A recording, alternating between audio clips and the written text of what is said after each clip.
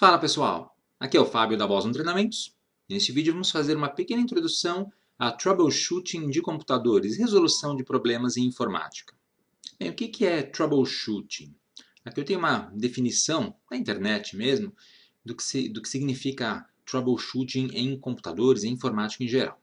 É isolar a origem de um problema e corrigir esse problema. No caso de computadores ou de sistemas computacionais, o troubleshooting é usado quando a gente suspeita que existe um problema de hardware, mas também pode ser aplicado a software esse termo, apesar de ser mais comum a gente falar em depuração, por exemplo, ou debugging para sistemas de software. Eu aqui vou utilizar o termo troubleshooting de forma indiscriminada, tanto para hardware quanto para software, por exemplo, a instalação de sistemas, sistema operacional, por exemplo. Antes de você pensar em fazer troubleshooting, e aliás a palavra troubleshooting é composta na verdade por duas palavras em inglês. Trouble, que significa problema, e shooting, do verbo to shoot, atirar. Seria atirar no problema ou matar o problema. Então essa é a ideia do troubleshooting. Mas antes de você pensar em aplicar técnicas para resolver um problema em um computador, é muito importante que você evite esse problema. A prevenção é muito melhor do que a correção. E a gente sempre cai naquele esquema da manutenção preventiva e corretiva. O troubleshooting é a manutenção corretiva, basicamente. Mas a manutenção preventiva é muito importante, porque evitar que os problemas aconteçam é essencial. Então a gente tem que pensar em vários fatores para evitar a ocorrência de problemas. Por exemplo, o ciclo de vida do hardware e software. Principalmente do hardware. O hardware tem um ciclo de vida, ele não dura para sempre. Então, sempre que você notar que um componente, um dispositivo, um equipamento está mais ou menos próximo do fim do seu ciclo de vida, está na hora de substituir, provavelmente, esse dispositivo, esse equipamento, antes que ele apresente um problema, tá, e cause transtorno para os usuários. Usar material de boa qualidade é sempre muito importante. Conhecer as especificações dos sistemas é importante para que você possa configurar esse sistema de forma adequada e assim minimizar problemas. Sempre aplicar as atualizações, os patches de segurança também ajuda a evitar problemas futuros. Instalação de programas num computador deve ser feita de forma criteriosa. Você deve instalar apenas os programas que são essenciais para uso. Apenas os programas que o usuário, na sua empresa ou teu cliente realmente vai precisar. Usar pontos de restauração e backups atualizados, não precisa nem falar, isso é de extrema importância caso ocorra um problema futuramente. Então, prevenir é o melhor remédio. Porém, muitas vezes os problemas vão ocorrer. E aí, a gente vai falar em troubleshooting. Aqui eu vou apresentar alguns passos que a gente pode seguir para tentar resolver problemas em sistemas de computador. O primeiro passo é até meio óbvio, né? Identificar o problema. Para resolver um problema, você precisa saber qual é esse problema exatamente. Tá? Então, existem técnicas que você aplica para identificar um problema, mas é importante que problemas grandes sejam divididos em partes menores, né? A ideia do dividir para conquistar, que você sempre tenha em mente quem é afetado por esse problema exatamente. Isso faz diferença. É um único usuário? É um grupo de usuários? Qual é o tipo do usuário que está sendo afetado? Corporativo? É um usuário final? Quem é? Reunir detalhes sobre o problema é muito importante. Fazer uma lista de informações sobre o problema, conversar com os usuários, conversar com o cliente. Mesmo que às vezes o cliente, o usuário, não sabe explicar exatamente o que está acontecendo, mas é importante essa conversa. Prestar atenção em mensagens de erro, e eu já vi, infelizmente, muita gente que, ao dar manutenção na máquina, ignora as mensagens de erro e ali, naquelas mensagens, tinha praticamente a solução do problema. Então, não ignore mensagens de erro, elas estão lá por um motivo, que é ajudar você, apesar de que às vezes são um pouco obscuras. Sempre verifique se alguma coisa foi alterada no sistema. Essa semana mesmo tivemos um problema na empresa, alteração de hardware de máquinas deixou algumas máquinas inoperantes no dia seguinte. Tá? Como já sabíamos que houve essa alteração, então foi simples sanar o problema, mas se você não sabe a respeito disso, você corre o risco de ficar pesquisando e procurando problemas e perder muito tempo no final das contas.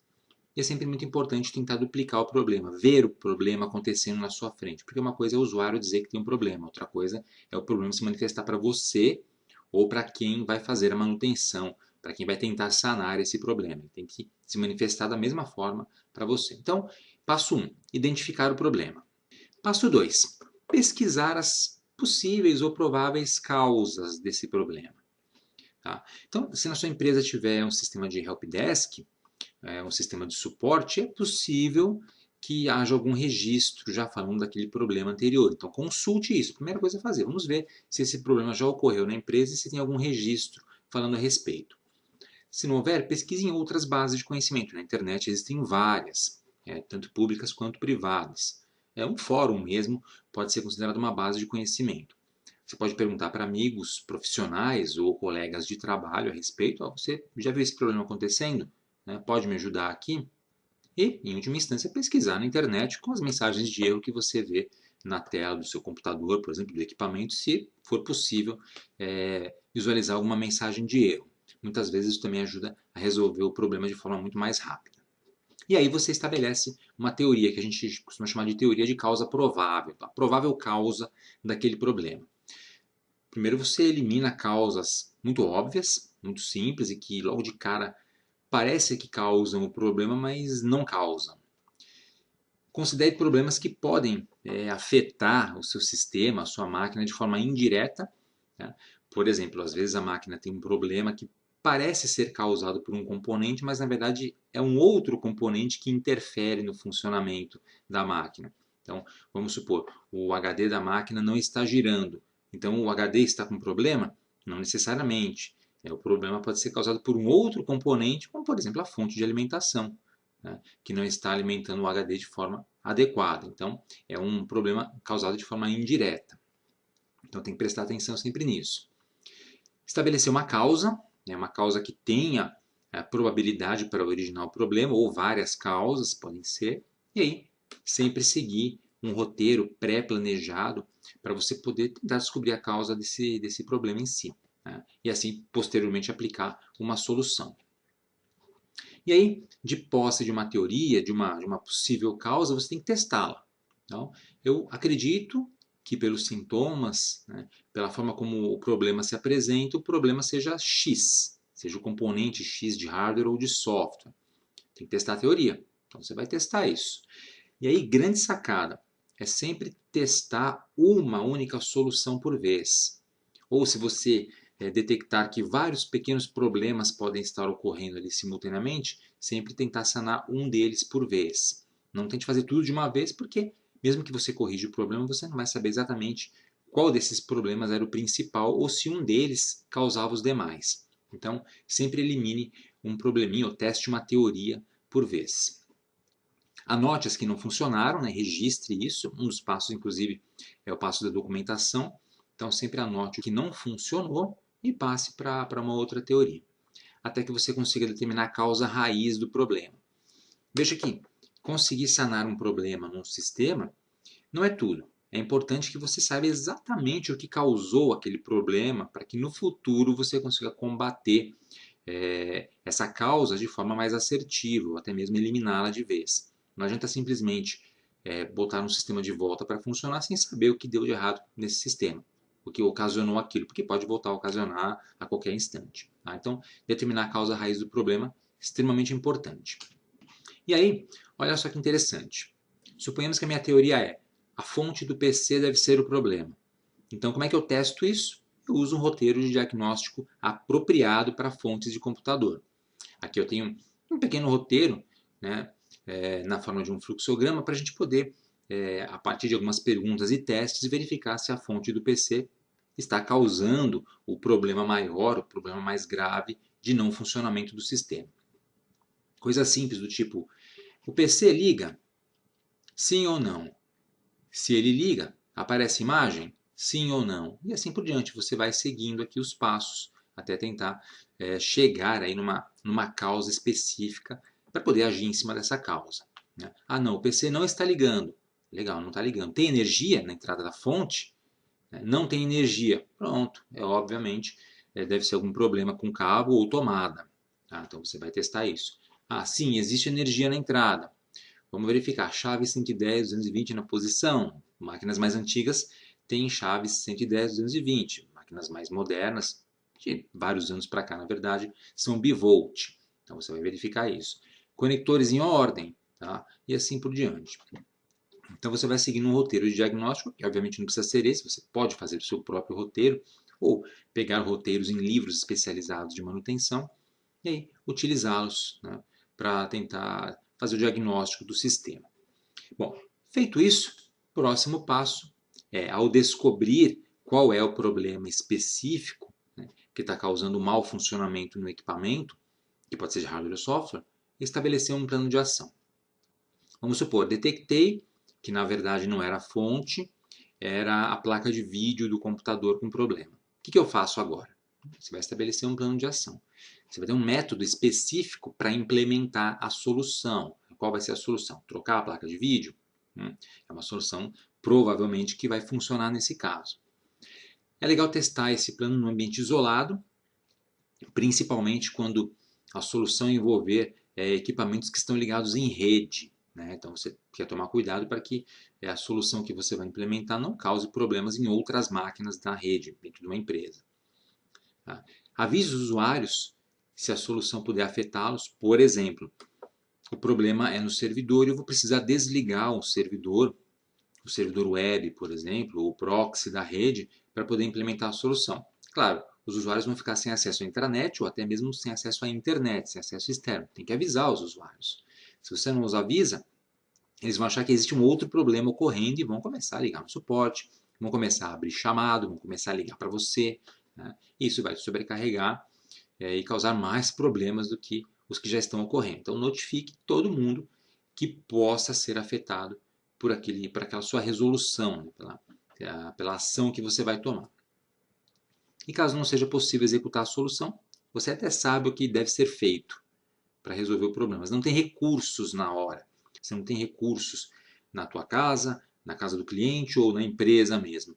Então você vai encaminhar o problema para quem tem esses recursos, um profissional mais preparado ou que tenha até mesmo autorização para realizar aquele reparo. Às vezes você descobre que o problema é X, mas esse problema X viola a garantia do equipamento. Então você vai levar esse problema para quem pode realmente abrir aquela máquina e fazer a reparação.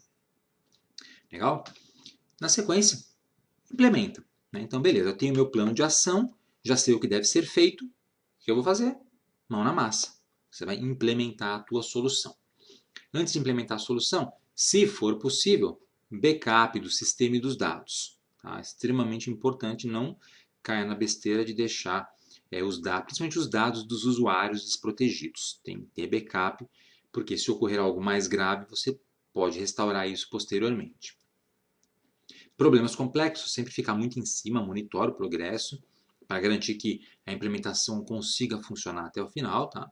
E sempre usar ferramentas apropriadas para o trabalho, tanto de hardware quanto de software, isso é evidente. Né? Se você vai, por exemplo, resolver um problema de rede e precisa testar a conectividade entre pontos de rede, utilize testadores de cabos, por exemplo, né? Ou equipamentos similares. Isso é importante, usar a ferramenta adequada, porque ela geralmente facilita o trabalho e acelera também a solução.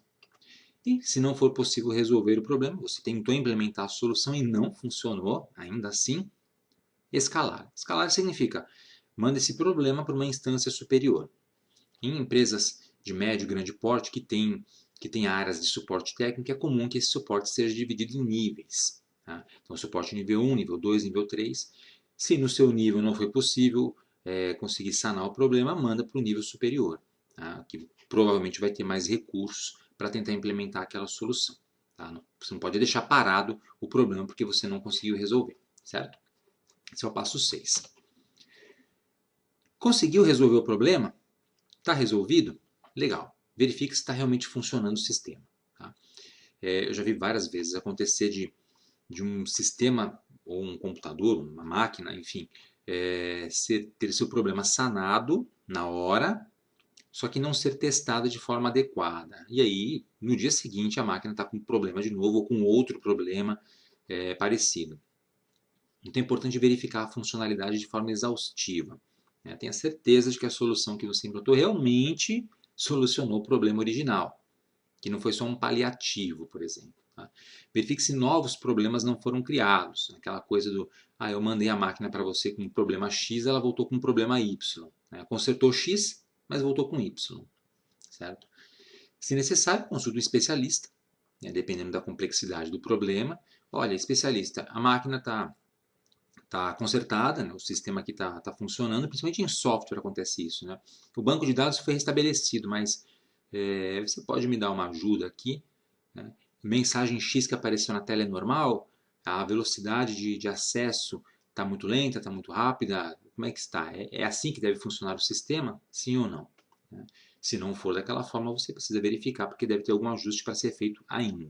Tá?